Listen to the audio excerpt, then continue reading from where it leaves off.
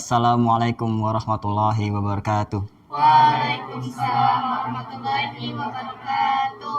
Alhamdulillah, segala puji bagi Allah Rabb semesta alam. Salawat serta salam semoga tercurahkan kepada junjungan Nabi kita Nabi Muhammad SAW, keluarga, sahabat, dan seluruh pengikutnya yang setia hingga akhir zaman.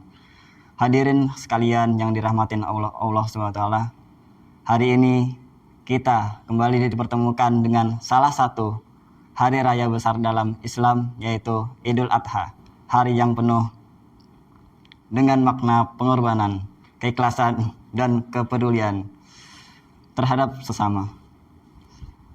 Gema takbir, tahmid, dan tahlil yang berkumandang di seluruh penjuru dunia menjadi penanda kebesaran Allah dan mengingatkan kita akan peristiwa agung yang terjadi ribuan tahun Islam.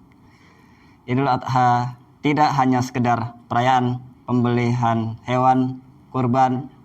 Lebih dari itu, ia adalah momentum untuk merenungkan kembali kisah keteladanan Nabi Ibrahim alaihissalam dan putranya Nabi Ismail alaihissalam, sebuah ujian keimanan yang sangat berat, di mana Allah SWT memerintahkan Nabi Ibrahim untuk menyembelih putranya kesayangannya. Kisah ini diabadikan dalam Al-Quran, dan Rasulullah SAW pun senantiasa menghidupkan sunnah ini. Dalam sebuah hadis yang diriwayatkan oleh Imam Ahmad dan Ibnu Majah, Rasulullah SAW bersabda, "Tidak ada amalan anak Adam pada hari nahar atau Idul Adha yang lebih dicintai oleh Allah daripada pengaliran darah hewan kurban.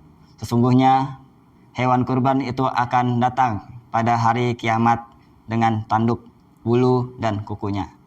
Dan sesungguhnya darah hewan kurban itu akan sampai kepada Allah sebelum tetesan darah itu jauh ke bumi. Maka beruntunglah jiwa yang melakukannya." Hadirin yang mulia, hadis ini memberikan gambaran betapa besarnya keutamaan ibadah kurban di sisi Allah SWT. Namun esensi dari Idul Adha tidak hanya terletak pada ritual penyembelihan semata. Lebih jauh dari itu, Idul Adha mengajarkan kita tentang keikhlasan dalam menjalankan perintah Allah. Nabi Ibrahim dan Nabi Ismail menunjukkan kepatuhan yang luar biasa tanpa sedikit pun keraguan. Mereka menyerahkan segala urusan kepada Allah SWT.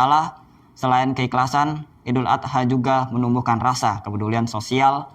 Daging kurban yang kita sembelih tidak hanya dinikmati oleh diri sendiri dan keluarga, tapi juga dibagikan kepada saudara-saudara kita yang membutuhkan.